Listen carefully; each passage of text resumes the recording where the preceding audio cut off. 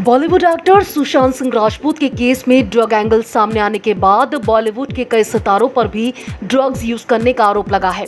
Drug मामले में सबसे पहले बॉलीवुड एक्ट्रेस रिया चक्रवर्ती और उनके भाई शोविक चक्रवर्ती को गिरफ्तार किया गया।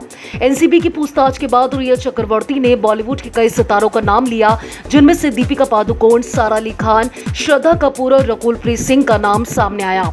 एनसीबी की टीम ने समन जारी करने के बाद एक्ट्रेसेस को पूछताछ के लिए बुलाया था।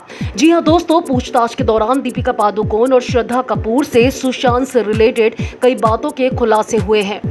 जी हां दोस्तों, आपको बता दें कि इन्वेस्टिगेशन के लिए दीपिका पादुकोण एनसीबी के ऑफिस गई थी। जब दीपिका पादुकोण एनसीबी ऑफिस पहुंची तो बहुत ही ज्यादा नर्वस दिखाई दे रही थी। ऑफिस में दीपिका पादुकोण 2-3 घंटे तक बहुत ज्यादा परेशान रही, लेकिन बाद में वो धीरे धीरे टाइम के साथ नॉर्मल भी हो गई। एनसीबी ऑफिसर्स ने दीपिका पादुकोण से ड्रग्स कोड लैंग्वेज के बारे में बात करते हुए पूछा कि ये माल है। दीपिका ने नर्वस होकर बहुत ही धीमी आवाज में जवाब दिया, हाँ। पूछा था मैंने कि माल है, लेकिन मेरे लिए माल कहने का मतलब वो माल नहीं जो आप समझ रहे हैं। हम लोग सिगरेट को कोड भाषा में माल कहते हैं, यही हमारा कोड वर्ड है।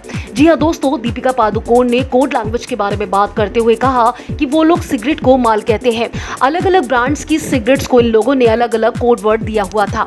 दीपिका पादुकोण ने बताया कि डूब्स भी सिगरेट का ही कोड वर्ड है और हैश स्पीड अलग टाइप की सिगरेट को कहते हैं। दीपिका पादुकोण ने एनसीबी के सामने कई तरीके के बड़े खुलासे किए। इसके साथ ही दीपिका पादुकोण ने बताया कि जिस माल की वो बात कर रही थी वो ड्रग्स नहीं बल्कि सिगरेट थी।